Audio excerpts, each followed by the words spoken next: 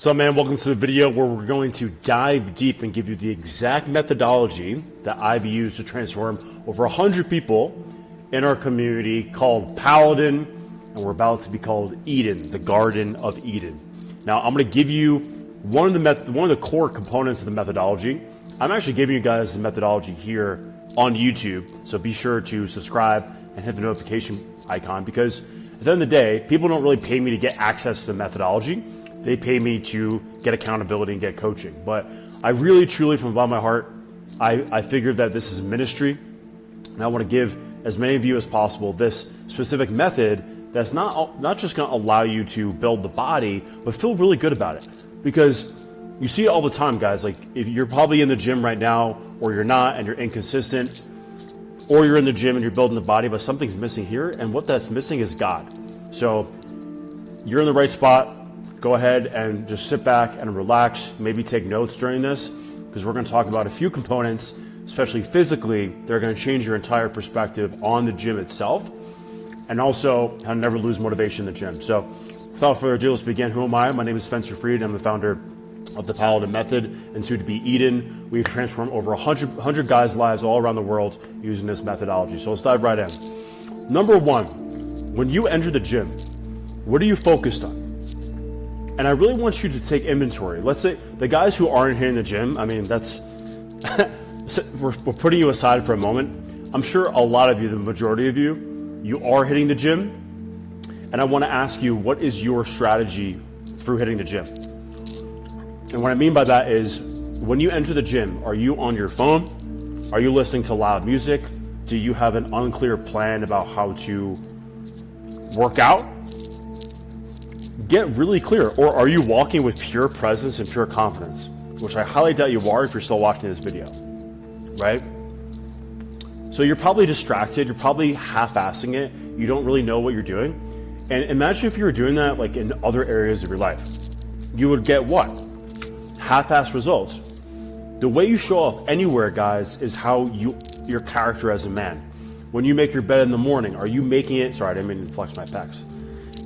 When you make your bed in the morning, bro, are you doing it right? Or are you just going through the motions, bro?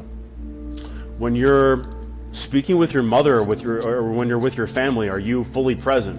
When you're with your girl, are you fully present? When you're with your friends, are you fully present? Or are you just going through the motions distracted? When you're at school or you're working, maybe you're an entrepreneur and you're working hard, are you half-assing? You're gonna get half-assed results. You think these guys at the top, guys, are giving half-assed effort and getting full results? Absolutely freaking not. And if they do, which happens in modern society, you can get rewarded from that, it goes away super quick. So here's what I want you to do. I'm gonna give you the value right away. Before you enter the gym, meditate for at least 10 minutes. And the way you meditate is just getting in touch with your breath. So closing the eyes. Take a deep breath in through the nose, out through the mouth. And get in touch with your body. A lot of you guys are stuck in here. You're stuck in the head. And so you're going to lose strength because you're stuck in your head. You're going to lose motivation because you're all about dopamine, not spirit. Dopamine runs out. Spirit never runs out. Pre-workout runs out. Spirit never works out. Spirit works out all the time. Spirit never runs out. So why do you meditate, Spencer? Why would I do that? Well, a huge part of this program is getting as present as possible with the body and also the muscle group that you're hitting. So for example, if you're hitting shoulders, bring all your consciousness to your shoulder and then you warm up. We always do a couple warm-up sets. Let's have a bonus tip here. A couple warm-up sets to get not just get blood flowing into the muscle itself, but also get that consciousness out of the head and into the body. Working out, yeah, you should be smart, you should be thinking about things, obviously, but working out is not a heady process. Same with meditation, same with making love, same with dancing. They're all one and the same. The mind is good for getting to A to B and planning things, but it's not good for conversations and also when you're doing something creative, which is working out. If you perform this methodology, you'll start viewing working out as like a dance. It's really what it is, bro. You're making love to yourself and you're breaking things down, which that will lead me to number two. But before we get there, meditate is number one. before the gym. What you can also do is pray before the gym. Say, Lord, give me the strength to break down the flesh and to glorify your name in this gym. How much more powerful is that, bro? Imagine actually praying before you hit the gym instead of saying, bro, I'm gonna head on like 3 chicks and I'm gonna look good for Instagram and all this stuff, like all this vanity, bro. Which again, don't get me wrong, there's nothing wrong with that in the beginning. Like that will allow you to enter the gym. Fine. Whatever gets you guys healthy, whatever gets you guys consistent. But that's the thing, is it won't make you consistent long term. It won't. What's going to make you consistent long term is doing it for the right reasons, which is for God. Simply to glorify God in your flesh. Isn't that beautiful? Isn't that more motivation than you need? And that's the divine discipline that we're talking about. So meditate before the gym and get super present. When you're in the gym, guys, before we get to number 2, so we can keep this video under 10 minutes, really short and sweet for you guys. I lost my train of thought. Shit. Oh, yeah. Make sure that you're silent throughout the workout, meaning try not to listen to music. If you need to listen to music, do like an ambient sound. Number 2 is just be really present. So in between sets, try not to look at your phone. Because when you look at your phone, your dopamine is being distracted, right? Your dopamine is being pulled in a different direction, and you're distracted from God, which is presence. You're getting pulled in a different direction, and it brings you in your head. Whenever you look at your phone, you retract into your head. So we want to make sure that you stay within your heart center throughout the whole workout, okay? And then just operate from there. Let's move on to number 2. Number 2 is you don't build muscle in the gym, you actually break it down. So let's break that down. A lot of you guys think, all right, I'm building the body in the gym. You go to the gym, you break, I want to build muscle, so I go to the gym. That's how we tie it, right? But the actual truth is, even on a physical level, not even a spiritual level, you are breaking down the flesh, guys, rep by rep in the gym. And then what happens, you break down the actin and myelin filaments inside your muscles. There's actual science of this. You break down the actin and myosin filaments, bro. And then what happens is you break it down, it gets smaller, you go to bed, you actually build your muscles through rest and nutrition. So you build muscle when you sleep. You build muscle when you eat good foods. The rest and nutrition is almost as important as that workout. And this could be a different video, but look at it as economics, guys. You got supply and demand, supply and demand. What is supply? Supply is food. But if you guys aren't hitting demand, if there's no demand, where does the supply go? It gets into body fat, bro. But if you're actually creating a demand for the supply, what happens? You build the body. You create new flesh, divine flesh, that represents the glory of the Lord.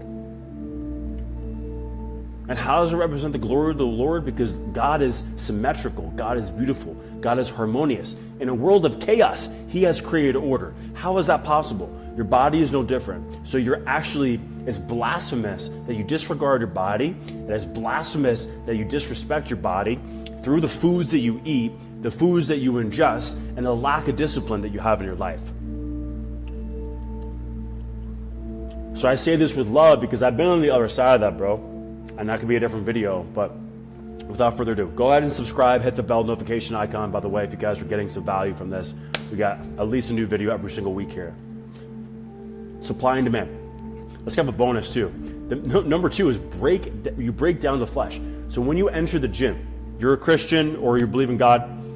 If you're watching this video, I'm assuming. And if you don't, listen, it's okay.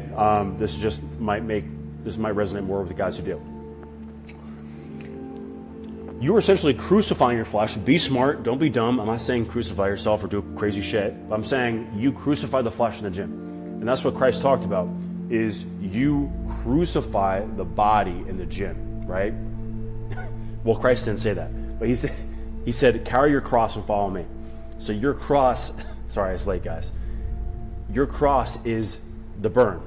So when you feel the burn inside your body, bro, when you feel that destruction of the flesh, what happens is you're able to connect with God even more. The more that you do it safely, But when you go hard in the gym and when you hit cardio, you're going to feel it. We all felt it before. Yourself, little s, combines to the self, capital S, and you're able to connect with God even more. So it's a beautiful worship. Act of worship is lifting weights, working out, and getting in great shape is the side effect. You're not doing it to get in great shape. You're doing it to honor God. Okay? So you break down the flesh in the gym. So the perspective shift that you can have is you are going there to destroy the flesh safely. Don't be dumb. Not to build muscle, but to destroy the weakness that is and the sin that is representation of excess body fat is sin. It's gluttony, overeating. It's the truth. And sin and false beliefs. So every time you break down the actual physical flesh, you're gonna have doubt inside your head. You know, you're gonna have doubt inside your heart. You're gonna have false beliefs that pop up. Excuse me, guys. False beliefs that pop up, right? So what happens is you break that down rep by rep, physically, one by one. And then you emerge from the gym feeling accomplished, and the body will represent that in due time. So remember, let's take a checkpoint. Number one is what? Silence. Connecting to silence. Number two is what? Breaking down the flesh. What is number three? Is a war plan. You need an actual practical war plan to enter the gym and conquer it. And I got you right away. I'm gonna give you guys a free split. Just comment split and I'll give you a link to access it below. Go ahead and hit subscribe, guys. We've got new videos coming out every single week for guys just like yourself who believe in God and want to hit the gym and worship God through the gym. My name is Spencer, and I'll see you.